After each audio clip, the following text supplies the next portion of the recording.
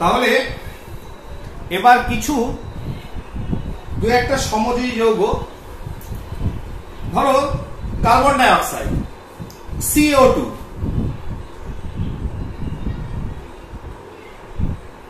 দেখো কার্বন বাইরের কক্ষে কটা ইলেকট্রন? 4টে। অক্সিজেনের বাইরের কক্ষে কটা ইলেকট্রন? 6টা। তার মানে অবশ্যই এদের বাইরের কক্ষে ইলেকট্রন 1, হাইড্রোজেন বাদ দিয়ে 1, 2 বা 3 নেই কারো। তার মানে এদের ভিতর আয়নীয় যৌগ হচ্ছে না, আয়নীয় বন্ধন হচ্ছে না। তাহলে এটা কি যৌগ? সমযোজী যৌগ। তাহলে সমযোজী যৌগ এবার স্ট্রাকচার কি? স্ট্রাকচার লুইস ডট স্ট্রাকচার করে ফেলি। কার্বন, কার্বনের বাইরের কক্ষে কটা ইলেকট্রন? 4টে। আমি যদি দুটোই ডট দিয়ে করি আপত্তি নেই, তাতে দুজনকেই ডট দিই। অক্সিজেন 1, 2, 3, 4, 5, 6, আরেকটা অক্সিজেন 1, 2, 3, 4, 5, 6। দেখো এবার এর কটা লাগবে, যেটা লিখছি কটা লাগবে এটা কিন্তু তোমার লেখা দরকার নেই, বোঝানোর জন্য করছি। কার্বনের বাইরের কক্ষে লাগবে 4টে, অক্সিজেনের বাইরের কক্ষে লাগবে 2টো, অক্সিজেনের বাইরের কক্ষে লাগবে 2টো। এবার বন্ধন, সমযোজী বন্ধন ক ধরনের হয়? হয় এক বন্ধন, দ্বিবন্ধন, ত্রিবন্ধন, 3টে বন্ধন তৈরি করতে পারে। এবার এর ক্ষেত্রে দেখো কার্বনের 4টে দরকার, এর 2টো দরকার, এর 2টো দরকার। তাহলে এই দুজনের কাছ থেকে ও 2টো করে ব্যবহার করলো, তাহলে তো 4টে মিটে গেল। সুন্দর, কোনো অসুবিধা নেই। দেখো আমি যদি নিচে লিখি, তাহলে কার্বনকে মাঝখানে রাখলাম, গোল দিলাম, এদিকে একটা অক্সিজেন, এদিকে একটা অক্সিজেন।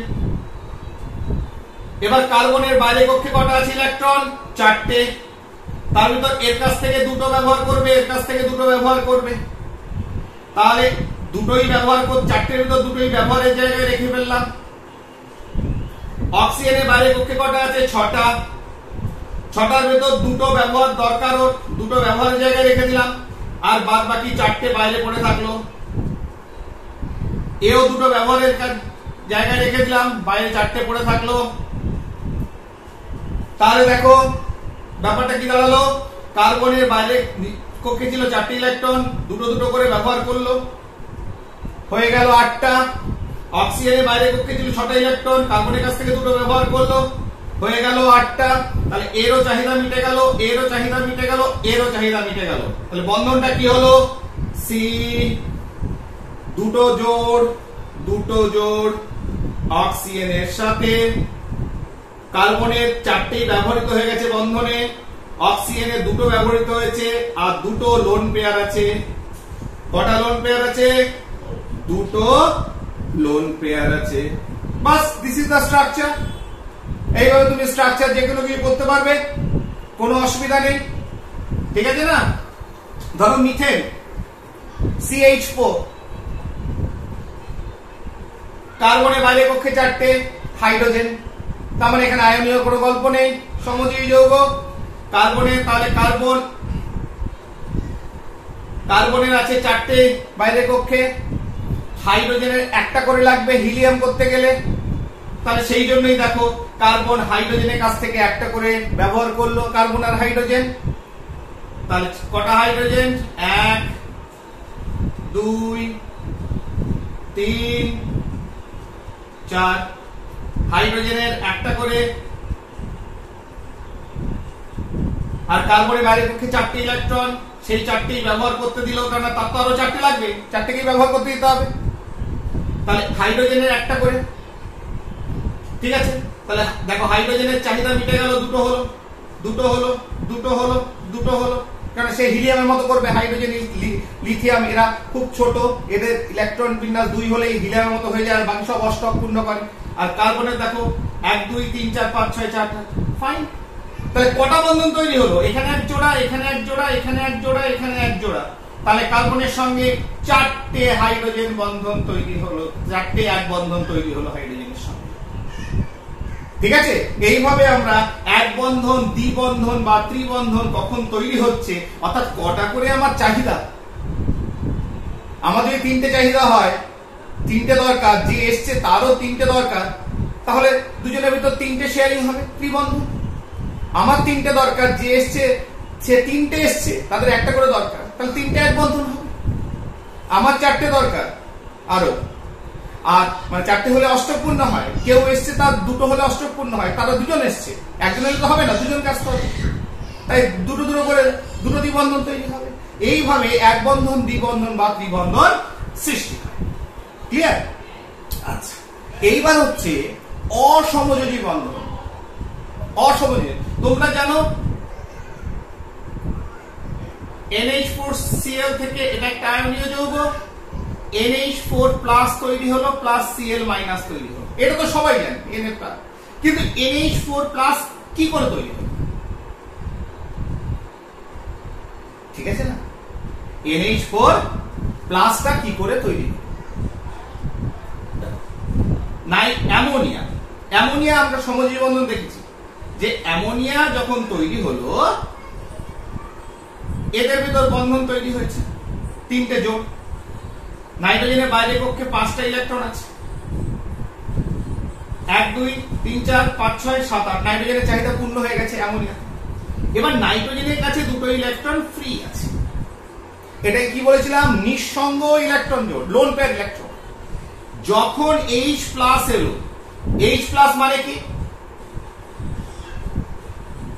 হাইড্রোজেন আয়ন, মানে প্রোটন, ইলেকট্রন নেই, ঠিক আছে না? তখন কি হলো, যে এ বলল যে তুমি একটা কাজ করো, আমার কাছে এই জোড়া ইলেকট্রনটা কাজে লাগছে না। কাজে লাগছে না মানে কি? আমার অষ্টকপূর্ণ হয়েছে কিন্তু বন্ধনে নেই, অংশগ্রহণ করেনি, তখন তুমি ব্যবহার করো আমারটা একা। তার মানে তৈরি হলো NH3 অ্যারো দিয়ে হাইড্রোজেন। অ্যারো দিলাম কেন? অ্যারো দিয়ে বোঝালো যে এটা একটা অসমযোজী বন্ধন, মানে সমানভাবে ব্যবহার করেনি। সমানভাবে ব্যবহার মানে একটা জোড় বানাতে গেলে দুজনেই একটা করে ইলেকট্রন দিয়ে একটা জোড় হয়, একটা বন্ধন হয়। এখানে একজনই তার নিঃসঙ্গ ইলেকট্রন জোড় দান করেছে, যেটা বন্ধনে অংশগ্রহণ করেনি। দান করেছে মানে দিয়ে দেয়নি, তার কাছে এমন একটা জায়গায় রেখেছে, এমন একটা স্পেসে রেখেছে যে দুজনেই ব্যবহার করতে পারে। এটাকে বলা হয় অসমযোজী। অসম, নট সম, অসমযোজী। ঠিক আছে? তাহলে আমি কিন্তু এটাকে ডিটেইলসে যাব না, বাইরে আরো এক্সাম্পলে যাব না, অনেক এক্সাম্পল রয়েছে। সালফিউরিক অ্যাসিডের ভিতর রয়েছে, কার্বন মনোক্সাইডের ভিতর রয়েছে, হাইড্রোনিয়াম আয়নের ভিতর রয়েছে। There are so many compounds in which we can see covalent bond as well as this type of coordination bond. ঠিক আছে? কোঅর্ডিনেট,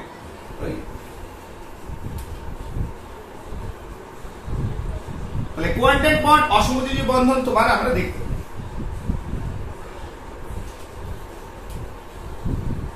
এইবার আমি চলে আসি কয়েকটা প্রবলেম, তারপরে আর কয়েকটা বন্ধন নতুন আমরা দেখেছি, কি জিনিসটা বলবো। কয়েকটা প্রবলেম তোমাদের বই থেকে, ঠিক আছে? বই থেকে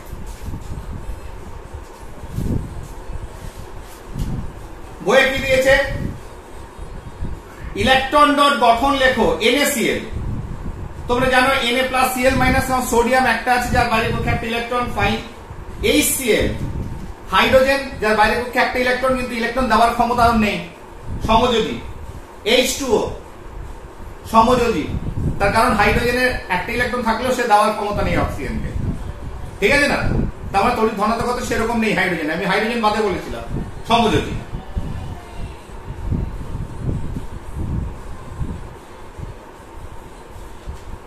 এবার দেখো একটা এক্সাম্পল নিয়ে বলি, যেমন ধরো A ও B দুটি মৌলের পারমাণবিক সংখ্যা যথাক্রমে 20 ও 1।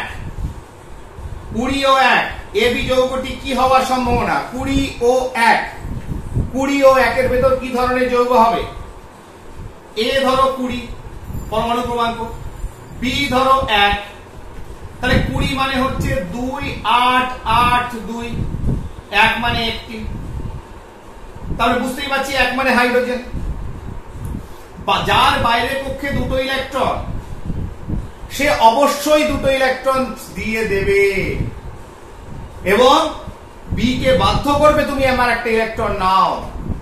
হাইড্রোজেন দিতে পারে না নিজের থেকে, সে ক্ষমতা নেই, কিন্তু যদি কোনো স্ট্রং পার্ট আসে, আগে একবার বলেছিলাম যে তাকে সোডিয়াম, লিথিয়াম, ক্যালসিয়াম তারা যখন ছেড়ে দেয় ইলেকট্রনটা, তখন ওকে নিতে বাধ্য হয় এবং তখন সে নিয়ে নেয় হাইড্রোজেন এবং হাইড্রাইড তৈরি করে, যারা আয়নীয়। ঠিক আছে না? তাহলে এবার তাহলে কিরকম হচ্ছে ব্যাপারটা? ব্যাপারটা হচ্ছে এ 2 8 8 2 দুটো ইলেকট্রন দিয়ে দিল, A2+ তৈরি হলো। এইবার মজা দেখো, বি একটা আছে, একটা ইলেকট্রন নিয়ে B- তৈরি করলো, দুটো হলো, একটা জায়গায় দুটো হলে হিলিয়াম হয়ে গেল। বেশ, বলে স্যার আরেকটা ইলেকট্রন কই? তার মানে অবশ্যই এখানে বি আরেকটা দরকার, ইলেকট্রন হলো দুটো। ঠিক আছে? তার মানে মনে রাখবে, যে কটা ইলেকট্রন দিয়েছে, যে কটা প্লাস আধান তৈরি হলো, সেটাকে নালিফাই করার জন্য, সেটাকে নিউট্রালাইজ করার জন্য সে কটা নেগেটিভ তৈরি হতে হবে, সে কটা ইলেকট্রন নেওয়ার লোক চাইতো। তাহলে এখানে অবশ্যই কটা বি লাগবে? দুটো বি। এখানে তো বলে দেয়নি একটা বি লাগবে। তাহলে এদের ভেতর আয়নীয় যৌগ তৈরি হবে, এবং যদি যৌগর সংকেত বলে তাহলে হবে AB2। কেন AB2 হলো? এর হচ্ছে দুটো প্লাস আর বি দুটো বি দুটো মাইনাস। তার মানে দুটো ইলেকট্রন যেটা ছেড়েছে তাকে নেওয়ার জন্য তোমার এমন লোক চাই যে দুটো ইলেকট্রন নিতে পারে, কিংবা সে যদি একটা ইলেকট্রন নেওয়ার ক্ষমতা থাকে তাহলে তাকে দুটো আসতে হবে। তার মানে সেই দুটো ইলেকট্রনকে যাতে সে নিতে পারে। তাহলে সংকেত কি হবে? AB2+। তাহলে এর যোজ্যতা কত? এর যোজ্যতা হচ্ছে 2, বি এর যোজ্যতা কত? 1। তাই বি কটা লাগছে? দুটো লাগছে। ক্লিয়ার? বোঝা গেল? তাহলে জিনিসটা অনেক ইজি হয়ে গেল আমাদের কাছে, যে কোনো একটা উদাহরণ দিলে তার সমযোজী হবে না তড়িৎযোজী হবে, সেটা আমরা বুঝে যাব। অসমযোজী বন্ধন বলে দিলাম। এইবার তোমার দেখবো হাইড্রোজেন বন্ধন। হাইড্রোজেন বন্ধন একটু বলে দিই। দেখো, হাইড্রোজেনের সঙ্গে পাশাপাশি যদি কোনো তীব্র তড়িৎ ঋণাত্মক মৌল, যেমন অক্সিজেন, ফ্লুরিন, যারা তীব্র তড়িৎ ঋণাত্মক মৌল আসে, এবং এই অক্সিজেন, ফ্লুরিন এদের সঙ্গেই বেশি দেখা গেছে, ঠিক আছে, অক্সিজেন, ফ্লুরিন, তাহলে কি হবে? এদের ভিতরে একটা আকর্ষণ বল তৈরি হয়, যেটাকে বলা হয় হাইড্রোজেন বন্ধন। দু ধরনের হাইড্রোজেন বন্ধন হয়। আন্তরাণবিক মানে হচ্ছে দুটি অণুর ভেতরে, একই অণু হতে পারে বা আলাদা অণু হতে পারে। ঠিক আছে? সব থেকে ভালো এক্সাম্পল আমাদের সামনে আছে জল। জলের ভেতর হাইড্রোজেন বন্ধন নেই, ভালো। এবার জলকে ঠান্ডা করো। জলকে ঠান্ডা করলে কি হবে? আস্তে আস্তে বরফে পরিণত হবে। কেন বরফে পরিণত হলো? কারণ জলের অণুগুলো, ধরো জলের ভেতর অণুগুলো কি হবে? ছিটিয়ে আছে, ছড়িয়ে ছিটিয়ে আছে, H2O, H2O ছড়িয়ে ছিটিয়ে আছে। যখন টেম্পারেচার কমালে অণুগুলো কাছাকাছি এলো, ঠিক আছে, তাদের ভেতর যে ভাইব্রেশন, হ্যান্ড ফোর্স গুলো কাজ করছিল সেগুলো কমে গেল। তাহলে জলের অণু যখন কাছাকাছি এলো, কাছাকাছি এলে কি হবে? একটা জলের অণু, ধরো এটা একটা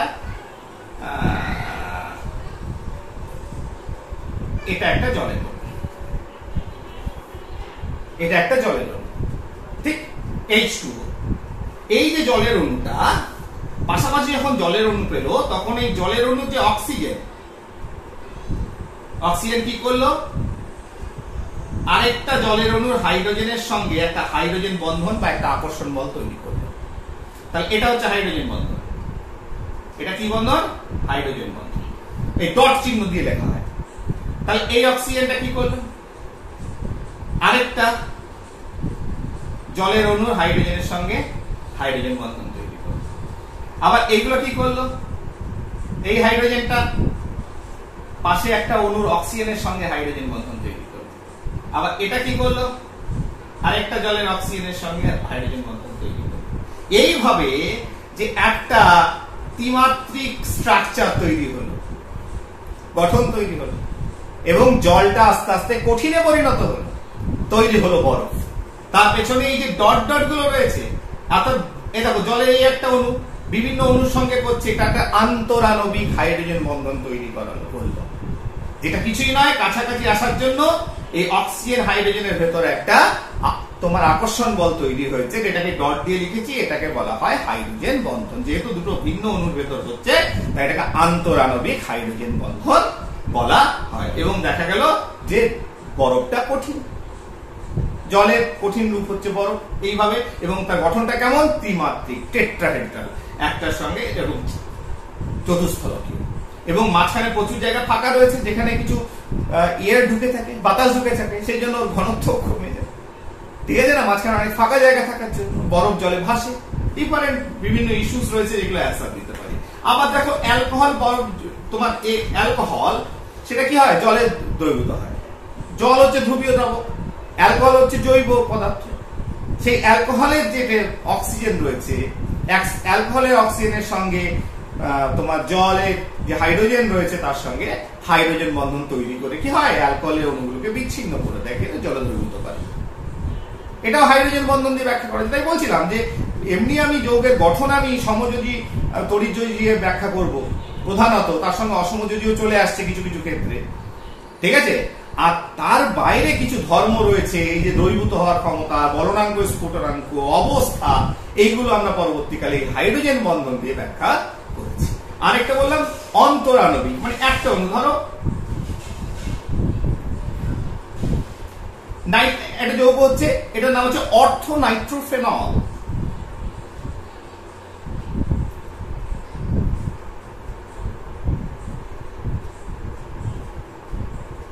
অর্থোনাইট্রোফেনল। তাহলে এই যৌগ, এই একটা অণুর ভেতরে এই হাইড্রোজেনের সঙ্গে অক্সিজেনের একটা বন্ধন রয়েছে, তাহলে এখানেও হাইড্রোজেন বন্ধন, কিন্তু একটা অণুর ভেতরের বন্ধনটা হাইড্রোজেন বন্ধন, অক্সিজেনের সঙ্গে হাইড্রোজেনের পাশাপাশি আকর্ষণ বল। সেই জন্য এই হাইড্রোজেনটা চট করে বেরোতে চাইবে, কারণ একটা আকর্ষণ বলে আবদ্ধ। তাহলে একটা প্রপার্টিজ এটা দিয়ে ব্যাখ্যা করা যায়, ধর্মকে দিয়ে ব্যাখ্যা করা যায়। এই বন্ধনটা কিরকম, অন্তরাণবিক, মানে একটা অণুর ভেতরকার হাইড্রোজেন বন্ধন, ঠিক আছে। আরেক, তাহলে হাইড্রোজেন বন্ধন দু ধরনের বলে দিলাম, সেটা যদি কারো কাছে শোনো, কোনো বইতে হঠাৎ করে শোনো অন্তরাণবিক, আন্তরাণবিক হাইড্রোজেন বন্ধন, তাহলে তোমার কাছে নতুন মনে হবে না ব্যাপারটা কি। আরেকটা হচ্ছে ধাতু, বিভিন্ন ধাতু ও পদার্থ, সেই ধাতুর ভেতরে যে ফ্রি ইলেকট্রন থাকে, মুক্ত ইলেকট্রন, যেটাকে মানে electron which is responsible for conduction, ঠিক আছে। ফ্রি ইলেকট্রনের সঙ্গে সেই ধাতব আয়ন যে রয়েছে, ক্যাটায়ন, তার ভেতর একটা আকর্ষণ বল তৈরি হয়, যেটাকে একটা বন্ধনের নাম দেওয়া হয়েছে, যেটা ধাতুর বিভিন্ন ক্যারেক্টার, ধাতুর তোমার কন্ডাক্টিভিটি বা তড়িৎ পরিবাহিতা, ধাতুর উজ্জ্বলতা, ঠিক আছে, ধাতুর বিভিন্ন প্রপার্টিজ কে ব্যাখ্যা করা যায়, সেটাকে বলা হয় কি বন্ধন, ধাতব বন্ধন। কি বন্ধন, ধাতব বন্ধন, ঠিক আছে। তাহলে এইভাবে আমরা বন্ধনকে, বিভিন্ন বন্ধনের বিভিন্ন দিক রয়েছে, আরো অনেক কিছু বলার রয়েছে। আর কয়েকটা প্রবলেম বলে দিই, বেটার হচ্ছে যে আর কয়েকটা প্রবলেমকে যদি অ্যানালাইজ করে দিই। আরেকটা বই থেকে দেখছি, দাঁড়াও,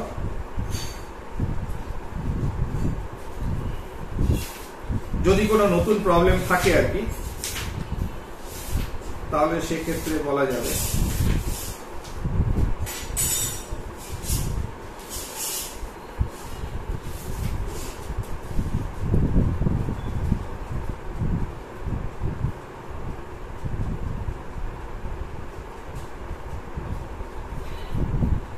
যেমন এখানে একটা দিয়েছে, বলছে A1735, A1735, একটা কোশ্চেন হচ্ছে A1735 ও B2040,